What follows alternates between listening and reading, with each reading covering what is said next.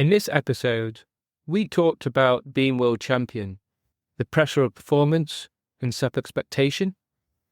We looked at NLP and the power of anchors, and how you can reframe fear into hope. Welcome to Man Quest Define Meaning, where we help men navigate modern life, find their true purpose, and redefine manhood.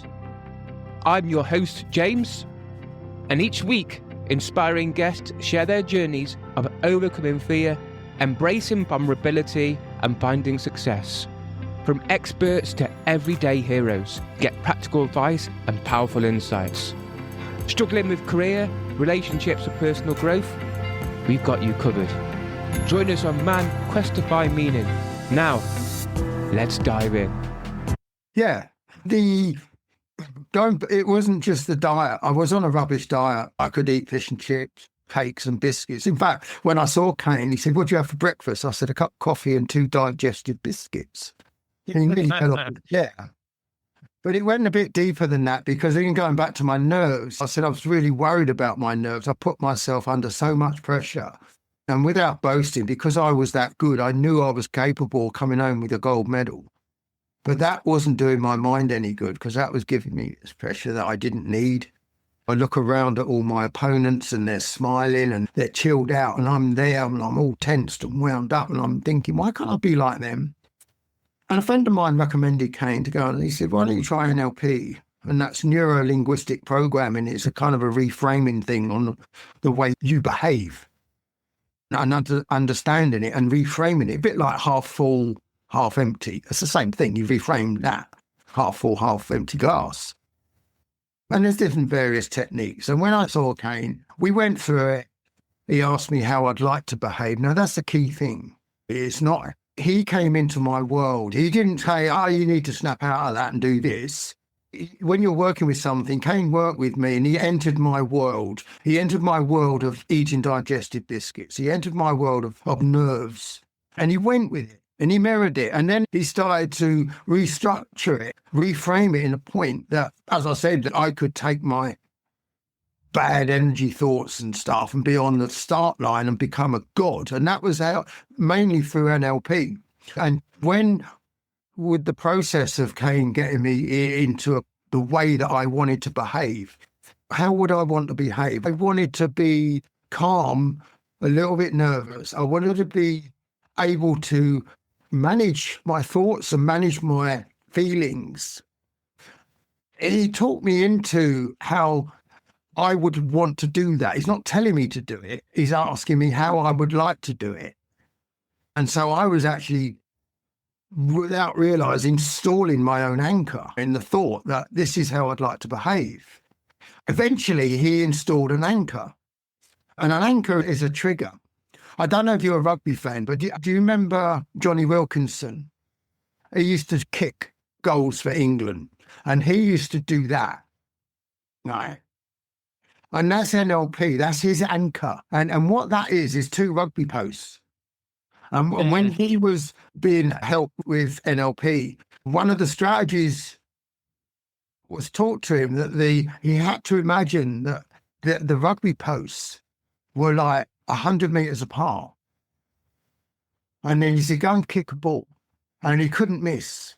And when he did it 1,000 times or whatever, he said, "Anchor it." And he come up with this anchor.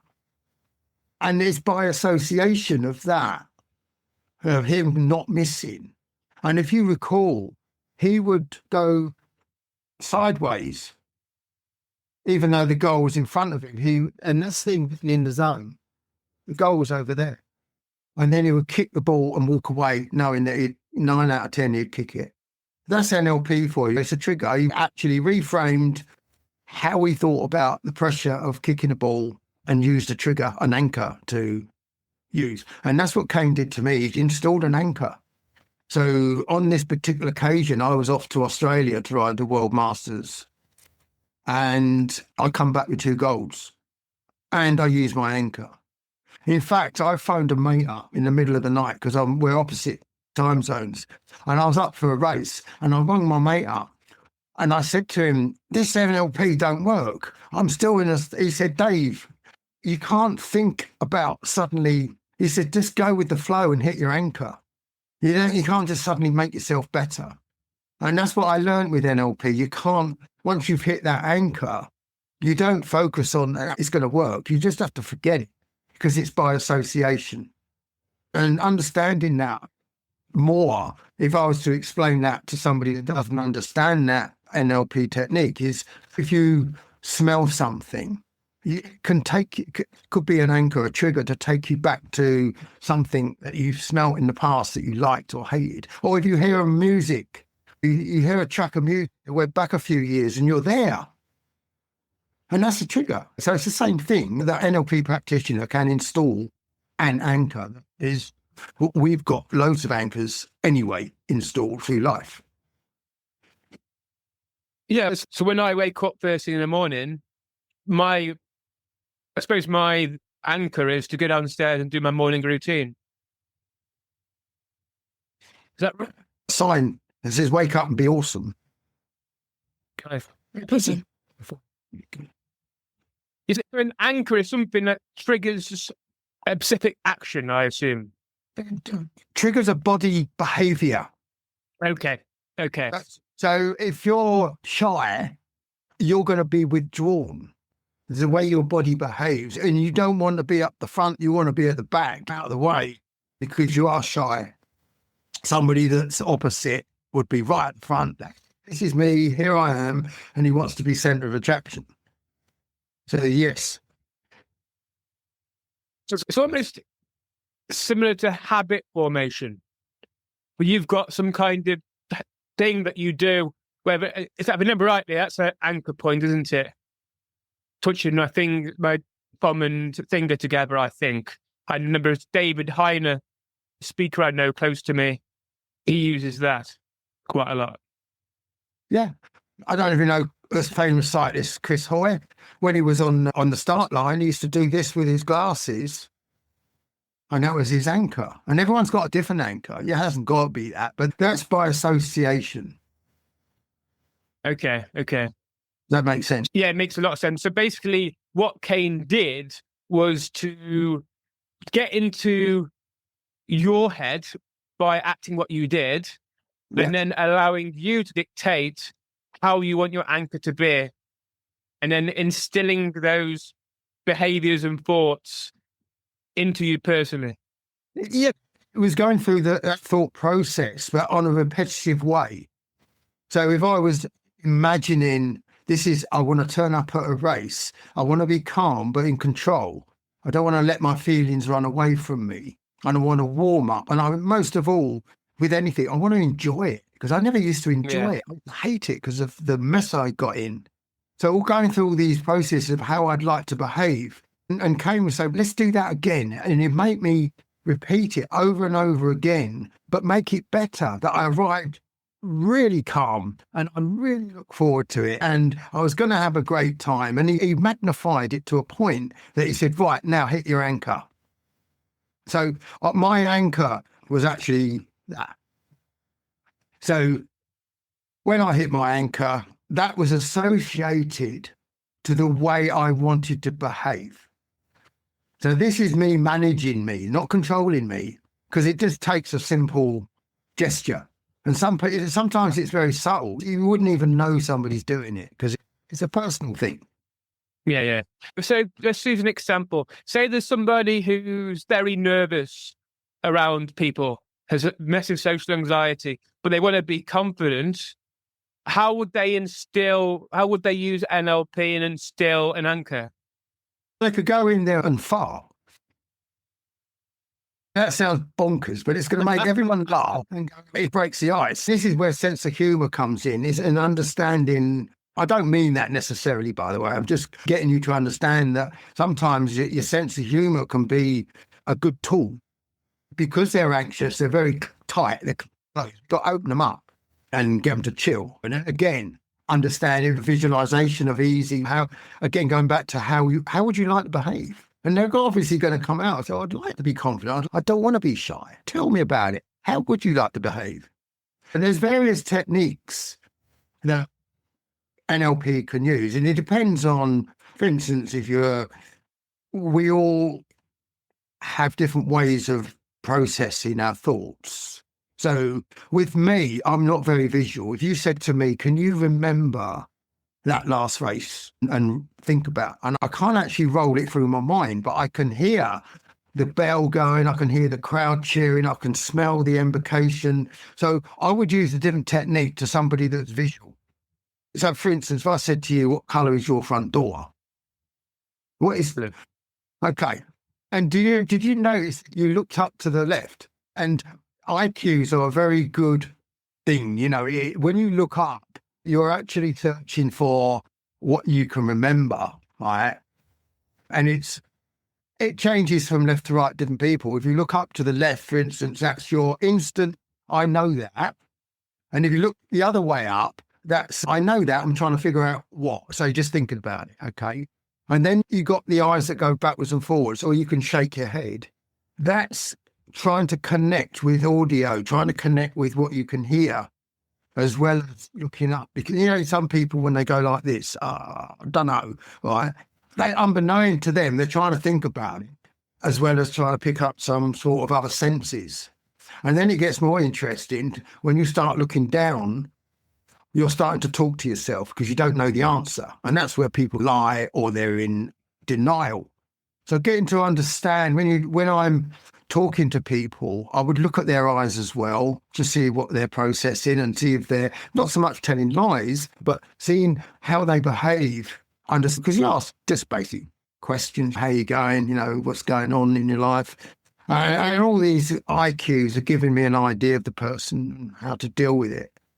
So if you was visual, a good example of working that experience is taking them to the cinema. It's one of my favourite hypnosis sessions I deal with some people. And what that is when I say hypnotise, is you're just getting somebody in a very calm, there's lots of levels of hypnosis. We're not going through rooms and going into another room and turning into a chicken. We're just getting them into a relaxed state and being perfectly aware of what's around them, because they might have cars whooshing by and the odd siren or birds tweeting, and getting them to absorb all that as well as listen to my voice. And we'll go through this. And I talk them through entering the cinema, and I talk with them. I said, are you standing outside the cinema? I go, yeah. So I want you to walk through. And long story short, because it does take about 45 minutes and I'm not going to do that. It'll take me a couple of minutes to explain. So I'll get them into the cinema, I get them seated, they go through the foyer, they haven't got to pay, they can pick up the popcorn if they want. And they sit down, and there's nobody in the cinema except them, him, her, and there's just a screen. And they look up at the screen, and they're going to roll the film, and it's all about their life. And then whatever their trauma is, they're going to go through it, and we're going to watch that film about them watching themselves. And then this is where it gets weird. You get an out-of-body experience. And I said, what I want you to do now is leave your body watching that film. And if you look behind you, you can see the projector room. And I want you to walk up there, but you still got to be looking at the film. So I want them to walk up to the projector room, and they could see a projector running around, flickering away. There's nobody in there. And then there's a little peephole. I said, go and have a look through the peephole. And then look at the peephole. And they can see themselves watching themselves. This is weird, isn't it? But don't forget, they're on kind of a very low hypnosis there, and they're living this moment. They're watching themselves through the peephole, watching themselves on the screen. And we're talking, I said, how do you feel? I said, I don't like this film. I said, no, but can you notice the way you're sitting? They're slumped down. They don't really want to watch it, but they are. And I said, look, turn your attention to the projector, and they look at it. I said, see that film? I want you to rip it off and destroy it. Absolutely. In whatever way you want to do it. You can set fire to it, you can jump it, you can blow it up. And they do all that and then get them to pick up another reel. And I said, this film is all about you. You're going to make a film about you, how you want to be. You get the film going, and they started going, and they go back to the peephole. And I said, can you see? And it's all, everything the opposite of the way they behaved. And they notice that themselves are starting to look forward at the film, going, I like this film. I said, go back down, come out of the projector room, go back down and get back into your body. And now they're full on watching their film that they like. And we're changing lots of things. It could be a bit of a sunny day, and I said, let's make it more sunny, brighten it all up, and make all the feelings better and stronger. Eventually, we get to the anchor point, we anchor it, and I say, in your own time, I want you to walk out of the cinema. So I've installed this anchor of them watching the film on how they wanted to behave. But the thing is, I've left the film running.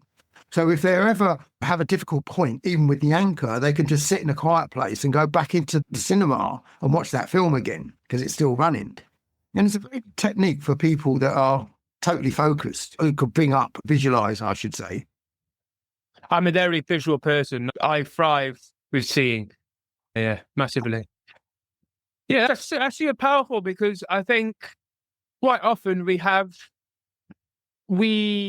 I'm all for out-of-body experiences. I'm a converted person, but it's this idea that we see this physical side of our life, but what we don't see is the non-physical.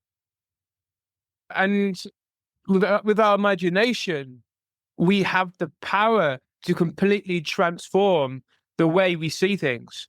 So, for example, if you went into a pub to meet a girl and you froze in physical life, yeah, okay, that's one way of doing it. And then you come back out, and then you can probably go and rehearse that again and again, but completely transform it into being more confident, more self-assured, just like a completely different person.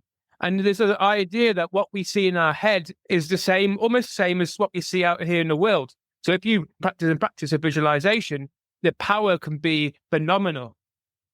Oh, definitely. And it is, again, the visualization is trying to install your conscious mind to behave that way, because it is the subconscious that can do damage.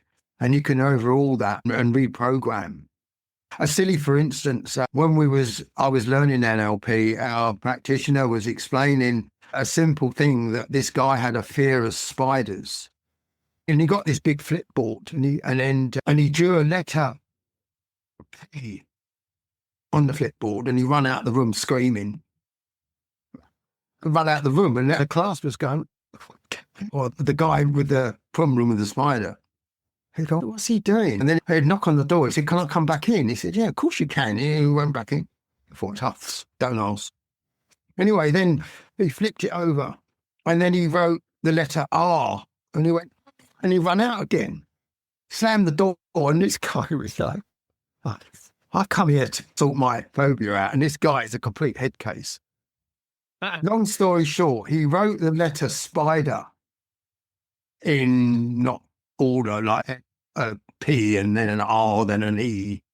And then when he finished, he knocked on the door. He said, can I come back? He said, yeah, can. So he ripped all the pages and he put them in order of the spelling. And this guy completely, he loved it. He thought it was hilarious. And it just changed his outlook on spiders. And he never looked back. It's knowing the person as well. That might not work with some people, and that's why you need to work with them to understand that this is the way. But it did with that, and again, that's going back to sense of humour. Sense of humour is the key in a lot of people if they can hit that note. Yeah, I know Tony Robbins does NLP. Yeah. Did you know Tony Robbins? I know of him. Yeah. So he uses NLP, and he has done before he even got on stage.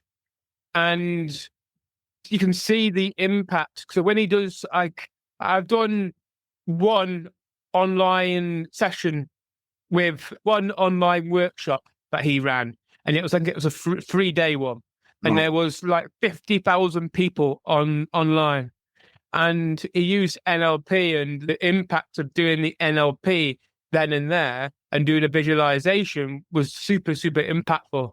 So I know NLP is such a powerful tool. You've wrote 2 books, and in one of the books, you mention about fear of heart surgery. How did you reframe the fear into hope? If I go back before surgery, I didn't know. After my first divorce, I started smoking. And I smoked for a few years and I gave up, but I had this constant cough that left me damaged that way. So when I was training, look, I cough after the race, and I couldn't get my breath. In fact, one of the chapters is death by 500s. And what that means is a lot of my sprint training was over 500 meters. And death by 500 meters would be me rolling up to my sprint session, smoking a cigarette, stumping it out, do a sprint, regretting it. Afterwards, I'm sitting up, ripping all my clothes off, trying to get my breath back. And I'm thinking, I've got to stop this smoking lot. And I never did. But later in life, when I did pack up smoking and I did my normal training, I was on my second wife then, and I couldn't get my breath back. And I went to the doctor several times, and they gave me an inhaler to say it was either my smoking or I've got exercise-induced asthma. Anyway, I was badly diagnosed. It wasn't until I rode a race that I nearly had a heart attack. I couldn't get my breath. And one of the guys I coach, he's a cardiologist, Dr. Nigel Stevens, he was racing too. And he said, come and see me tomorrow. And he diagnosed me that I had a leaky heart valve, which is quite horrendous because the valves work like, or was it like, that's it. And they were just floppy skin. So the blood wasn't being pumped out. It was going back into the chamber, getting evaporated into my lungs. And that caused me to go seriously breathless and in heart failure. And I was training through it. I'd get over that panic attack, if you like, and getting myself back to normal. And I'd go again and again. And I was racing. And each time I was struggling to breathe, not knowing that I was in heart failure. So some of it wasn't denial. That was just me, didn't know what was going on, and putting it down to smoking and the doctor's advice that I needed to take a puffer. So when they said, you need to have open heart surgery, my instant thought was, that's all right. No problem. And I did it at Papworth Hospital. I was actually going for a world record attempt in Mexico when I got the phone call. And the cardiologist rang me up and says, what are you doing Saturday? I said, I'm flying to Mexico. He said, no, you're not. He said, you're coming to Papworth. I said, why is that? He said, we're going to, and he told me about the surgery. I said, can I do my world record first and then come back and do it? And he said, if you want to come back in a box, go ahead. So obviously I went to Papworth, and right up until I had surgery, I was fine. I told my wife, don't worry, you don't have to come visit because she was like 90 miles away. Don't worry about visiting, I'll be fine. And I was actually in denial. I actually didn't realise the scale of what they're going to do until maybe 10 o'clock at night. I started to panic. And the timing was, this guy, Frank Wells, his name was, this is a cardiologist at Papworth. He actually came and saw me at 10 o'clock at night. It was a coincidence. And he put my mind to rest. He said, I've never lost anyone. I've done 1,000 operations like yours. You're going to be fine. And that did calm me down. What also helps is Rohypnol the day of, because you're like, the anaesthetic, obviously, because you're just like sparko, and 6 hours later you wake up traumatized, in a lot of pain and a lot of confusion. So I went through another mental process of having to deal with this, and it wasn't pretty. Having your chest split open, you couldn't just get up and walk away. The energy and the pain together, just standing up, was very physical. And I'd be so out of breath just standing up. And then I started to understand what the doctor said about being deconditioned. And I was a mess. I couldn't cope with this. I don't understand not being able to lift up a glass without it being a major. I was in a big mess. That went from me being a grumpy old man, feeling sorry for myself, and then me having to deal with it. So then I changed and used my tool of sense of humour. And then out come the videos. I was making videos every 2 weeks, giving everyone an update on how I was feeling. But I wasn't actually feeling like that. I was in a bad way, because it's a long process of, you can't just have open heart surgery. It takes a while. And for me, it was they say the higher you are, the bigger the fall that I. If I was unfit, overweight, and had that surgery, I wouldn't have noticed a lot of difference in my condition. I'm not taking advantage of how fit I was, but the fitter you were in some ways made it worse because the come down was bigger. It floored me. And I didn't know, I've never been floored before. I didn't know how to do it. I didn't know how to deal with it. So the depression, the anxiety, all of that came in until I just woke up and says, I'm going to make a video, make a fool of myself. And it made everyone on Facebook and social media that they're going, you're nuts. I'm glad you're recovering. And my wife would just, she'd come home from work and see the video on Facebook. And, why are you doing this? It's getting to me now because I was not in a good place, but I was making everyone happy. I got through it. And I used my sense of humour. So it's completely, was nothing to do with being focused, not getting back on your feet and doing a Rocky. This is a different strategy altogether. And as I grew stronger in itself, I was racing within 5 months. I was racing. Can you believe that? But that was, again, going back to being ego. That was a bad mistake because I'm paying for it now. So obviously you've had quite a lot of major injuries and you've come back from them all.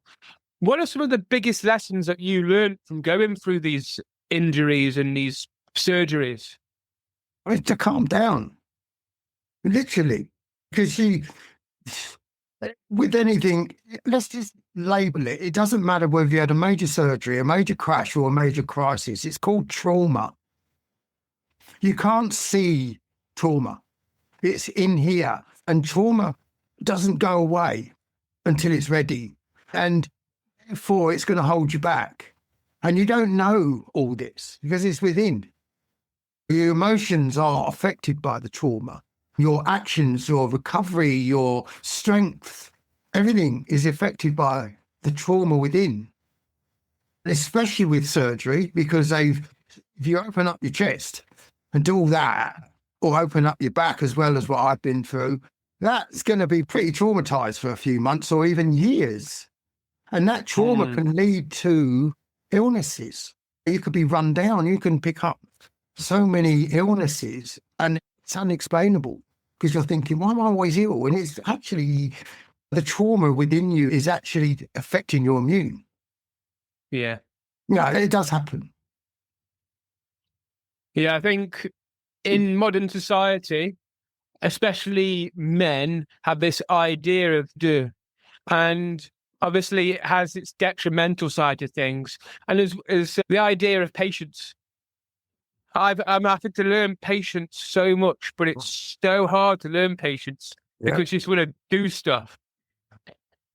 But I think in myself over the last year, I've allowed myself to slow down because, again, I think we get so caught up in doing something, whether that's after a surgery or whether that's after whatever it is, and when you're always wanting to go at 1,000 miles an hour, you miss things. Oh. Yeah, come. Yeah, sorry to interrupt, but I was going back to childhood. My dad was always telling me to slow down. I was always running about 100 miles an hour, and I still do. I have to remind myself if I've got to do something, I just get up and do it. And actually, I don't need to do that. If I prioritise my day, that wasn't actually that important. But there's me running around. You know that sometimes you can do 1,000 things and achieve nothing. And that's through rushing about. Or you can actually screw something up that needed a bit of patience and a bit of thought and a bit of calm down to actually figure this out instead of go storming into it and making a happen. That's the story of my life in sometimes. Yeah, this is the idea that we're in our head, let's go and do this, let's go and do that. And always ideas are coming in. But I find that for me personally, if I move myself in my head into my body and start to focus down there, I start to slow down and see more around me. Yeah, you have to ask yourself, do I actually need to do this now? But we never do because we're programmed. That's a pretty good word. You're programmed. It's the way you carry yourself, as my physio once said. You've got a bad back and I'm like that, walking along. He said, look, you've got to carry the way you carry yourself. And you'll get better quicker by the way you carry yourself. And that's also the same in your mind. So the way you carry yourself, it affects your mind. And you can always, not always, sometimes you can tell somebody's depressed in just the way they carry themselves. They're looking down a lot or negative thoughts and that sort of thing. Yeah, a very good thing I keep reminding myself to the way I carry myself. And that also affects the way I'm thinking or I'd like to think. Yeah, probably about 7 years ago, I noticed my posture was. So I read a book called by Amy Cuddy, forgotten what it's called basically, but it was about building confidence in yourself. And I noticed that I was slunched over, and like you said before, so I had to retrain myself to bring my shoulders back, chest up, and rather than looking at the pavement, I'll look people in the eye now when I walk past them. Yeah. Yeah, I relate to that because when I was very young, I mean, I'm 70 this year, and when we were kids, we had the boys and the girls, and then it was actually quite, I don't think they use this term nowadays, sissy. If you had a girlfriend or associate yourself with a girl, you was a sissy. You was a boy, and you did boy things. You got muddy, you fell out of trees, and did all these things. And the trouble with that is when you brought up like that, I remember when girls come, I was an early teenager, 13 or 14 years old, I used to go bright red. As soon as I saw a girl that was talking to me, I was so embarrassed. And I don't know if you was the person that blushed. And I can relate. You can feel your face, even though you don't want to be embarrassed, you can feel your face burning. You're going to go bright red. And I used to go bright red, not just a bit of a blush. And it must have looked really funny. But I overcome that. Time I got more relaxed, and the more in my sport, there was a lot of women involved. There's other women competitors, not that I raced with them, but they were there with me, the women officials, all of that. And I just grew confidence just through no technique at all. It's just that I was able to come out and be quite relaxed about it and not get upset. In fact, it's the thought of, this is how the mind can work. If you think you're going to get embarrassed, you will. And that's looking at the outcome, isn't it? It's going back to that. And then you're going back to the process. Look, I'm here, I'm going to sit there, I'm going to do that, do this. And then all of a sudden you're blocking out the outcome that you're going to be embarrassed. Yeah, I can definitely relate. I remember chatting to women in secondary school, and everybody, they would notice I'd be going bright red, and I'd be like, oh, he's blushing, kind of thing. And some people would deliberately come up to me just to make me blush. Yeah, that's the one. Yeah. It's just within childhood things. And obviously, there's still times when I still get nervous around certain women, but I notice I'm a hell of a lot more confident now. It's like confidence is through the roof, but it's something you can train. And it's just the way. I think sometimes we're talking earlier, talking about slowing down, just by acknowledging and being aware of your body posture, I think you naturally slow down. So if you're obviously making a bigger effort to push your body out so you're more confident, at the same time, you're aware in that moment of how you are functioning as in your body. So you're naturally in the moment. There is that, but there's an opposite side to that as well. And we all know them. I've got 2 or 3 friends of mine that they would be very open, upfront, in your face. But they're not, that's a shield. They're actually quite insecure. They're using that as an armor. So that's the reverse, because there's 2 ways of dealing with this, isn't there? Or not dealing with it, understanding it, overcoming that anxiety, shoulders back, and the way you carry yourself. Or the opposite, a different person would do all of that, but be very insecure because they're actually hiding something. Yeah. So it makes it, that's why I like working with people with, not mental problems, but wrong word, but people that have got issues. I actually enjoy that more than coaching. Because I coach cyclists as well as doing a little bit of NLP now and again. So I enjoy that more, actually, in helping other people and understanding And I'm learning all the time as well. And NLP is such a simple fix. It's not rocket science. It really isn't. And when you think about it, it's very easy. And it's not to be confused with somebody with a degree in psychology. I'm not saying that's what we definitely. It's just a simple, easy procedure to change the way you behave. Simple as that. Yeah. How do you, obviously, our definition of success changes as we go through life.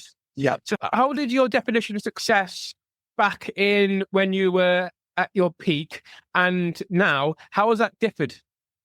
What happened when I was at my peak, I never actually achieved my real peak because I broke my back in a horrific crash in the Commonwealth Games when I was actually climbing the ladder of being an international superstar, if you like. Never quite made it. And that broken back injury changed my life. When I returned back to racing, I lost a lot of power in my legs. I was a bit deflated, so I turned professional.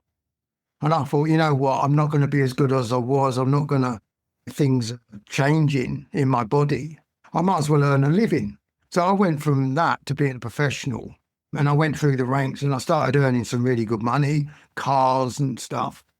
And that escalated into a breakup of marriage, basically, or my first marriage, because I was so keyed up on making money or being bike rider and neglecting my wife.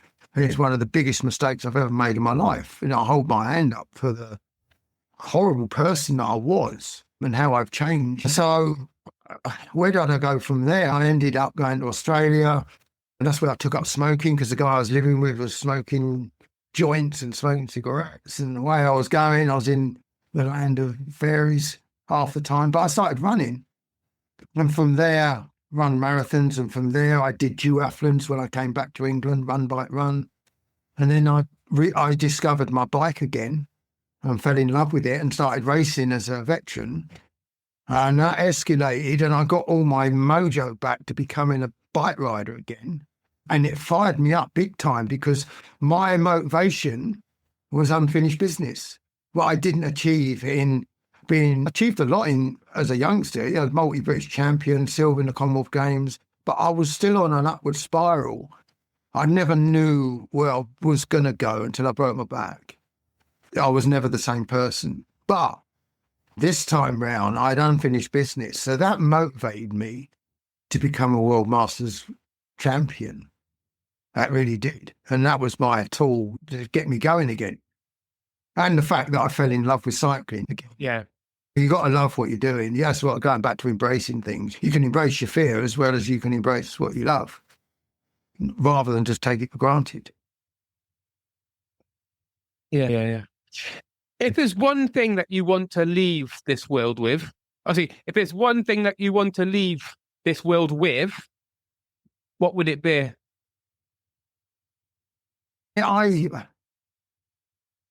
Embracing, it's not until things happen that you start to appreciate the small things in life.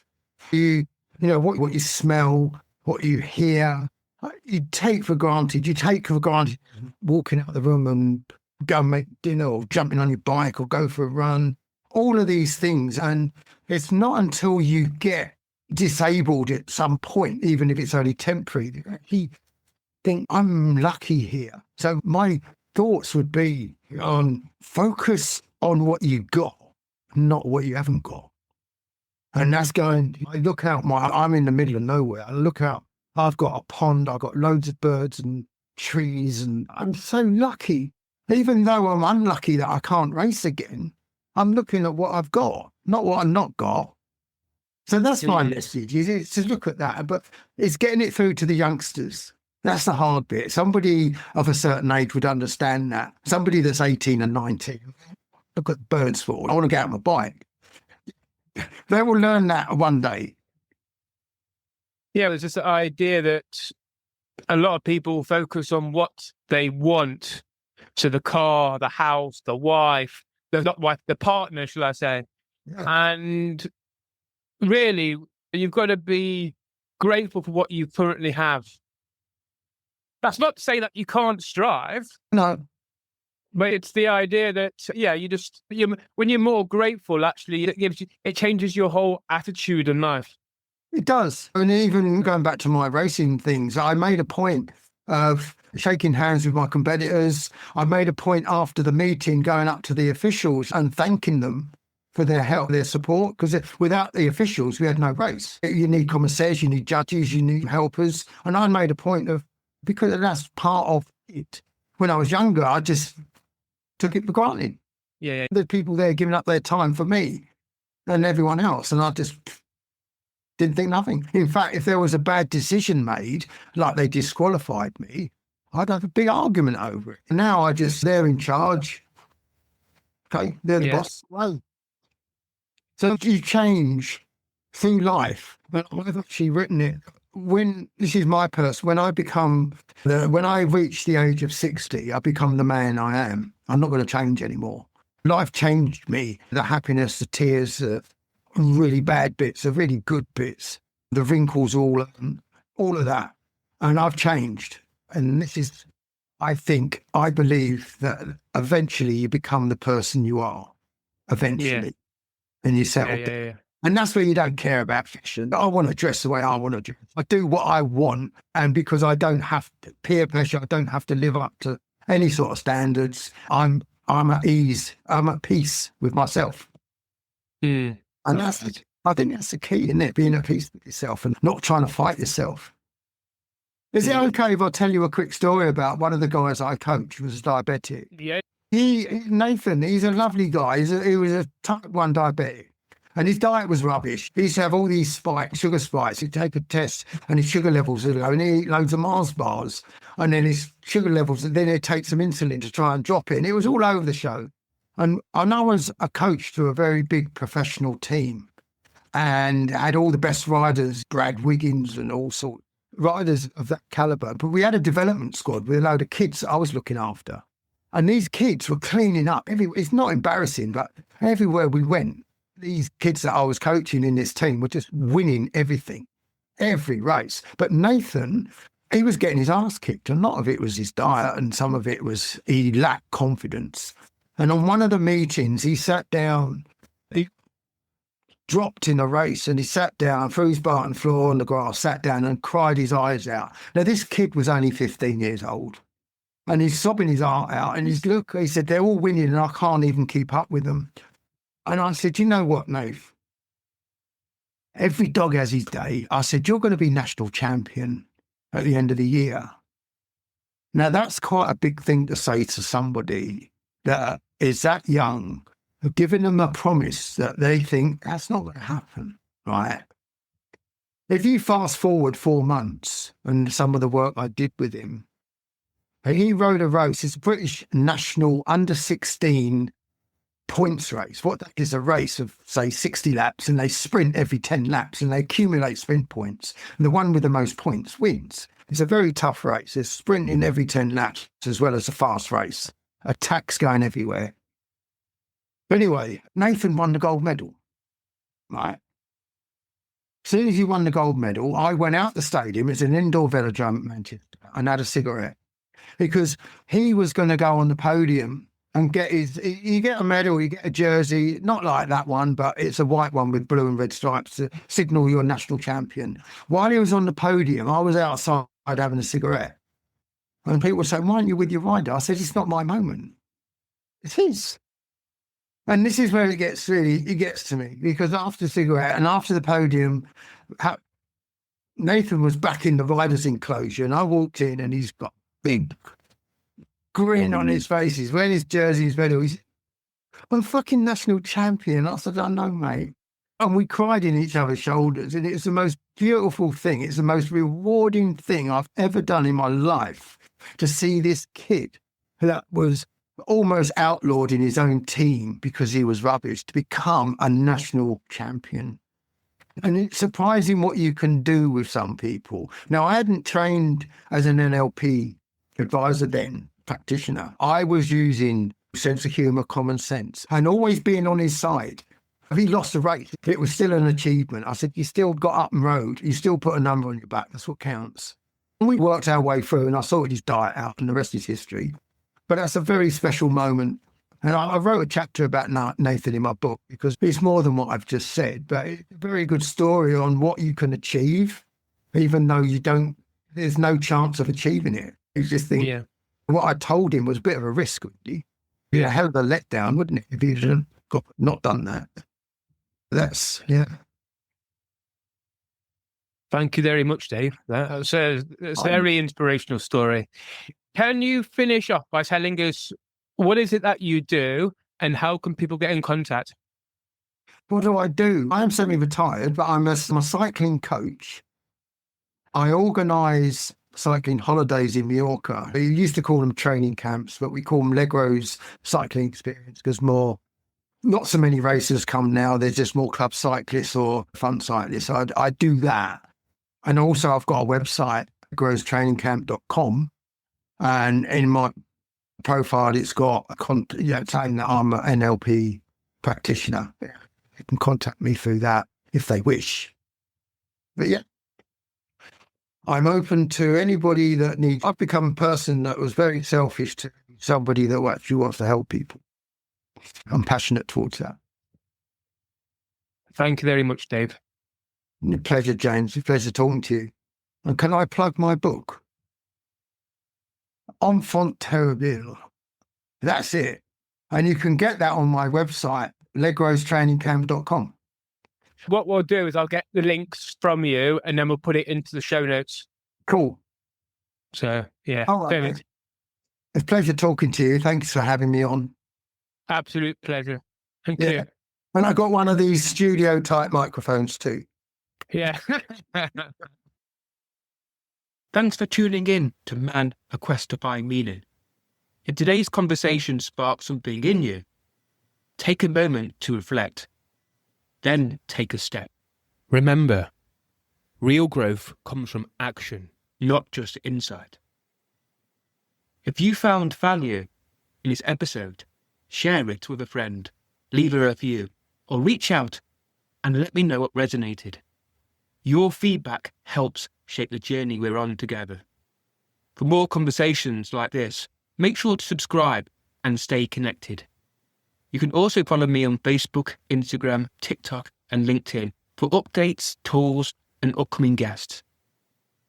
Remember, it's not about having the answers, it's about daring to look.